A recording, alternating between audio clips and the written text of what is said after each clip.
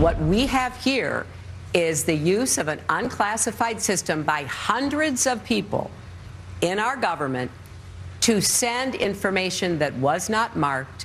There were no headers. There was no statement, top secret, secret, or confidential. I communicated about classified material on a wholly separate system. Trey Gowdy is a member of the House Oversight Committee and chairman of the House Select Committee on Benghazi, as you know. Chairman Gowdy, good to have you with us this morning. Thank you very much. Yes, ma'am. Thank All you. Right. So take us through this in terms of your understanding of this individual. We know Brian Pagliano, who set up the server in Chappaqua. We knew he got immunity. Now we know that the other guy who worked at Platte River Networks, which was this outside server company, completely outside of the United States government, he also got immunity. What's up with that? Well, it depends on what kind of immunity he got, Martha. There are two kinds of immunity. There's use immunity and there's transactional immunity. And if the FBI and the Department of Justice gave this witness transactional immunity, it is tantamount to giving the trigger man immunity in a robbery case. I was stunned when I read the New York Times article last night. And by the way, the same reporter who broke the article last night is the guy who broke the initial email story. So I'm inclined to believe it unless there's evidence to the contrary. But it looks like they gave immunity to the very person you would most want to prosecute, which is the person who destroyed official public records after there was a subpoena and after there was a preservation order. Yeah, so I mean, this is the Platte River Networks individual who claims that who told the FBI in February when they spoke to him that he didn't recall deleting anything.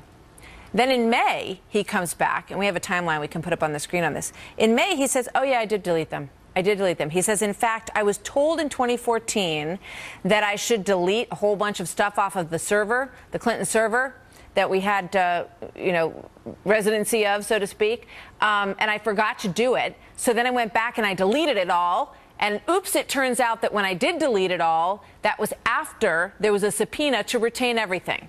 Is that your understanding? Yeah, the devil's in the chronology. You're exactly right. Keep in mind the story broke about her email, and then there was a preservation order, and then there was a subpoena, and then there was her press conference, which has been thoroughly and totally debunked. All of it was demonstrably false.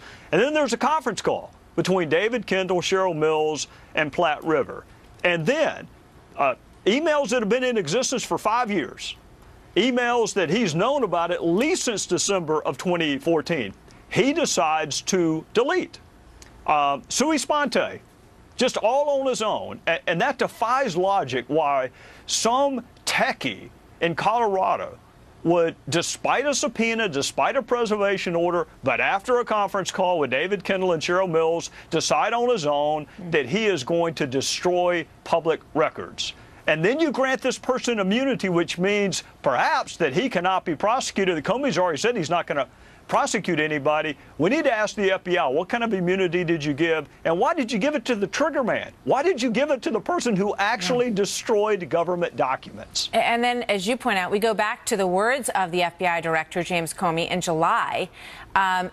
3 days after he spoke these words, 3 days after the agents had sat down with Hillary Clinton and basically got up and said to the American people, the evidence showed potential violations of criminal statutes, but that he did not recommend pursuing any charges. He said that they could not find a case that would support bringing criminal charges on these facts, despite the fact that this information would constitute, in many people's minds, an effort to obstruct justice. No? Well, it was an effort to obstruct justice, and of course he said he couldn't make a case because he couldn't prove intent, which is not an element of the offense. And part of the way you prove criminal intent, Martha, is the destruction of evidence, the consciousness of guilt, the multiple false explanations for why you did something, which are legion in this case from Secretary Clinton and others. Even this witness can't get his story straight. And these are the two people the FBI decides to give immunity to, Brian Pagliano and this guy at Platte River. If it happened, those are the two that you would want to prosecute. So you're giving immunity to the trigger people, and everybody goes free.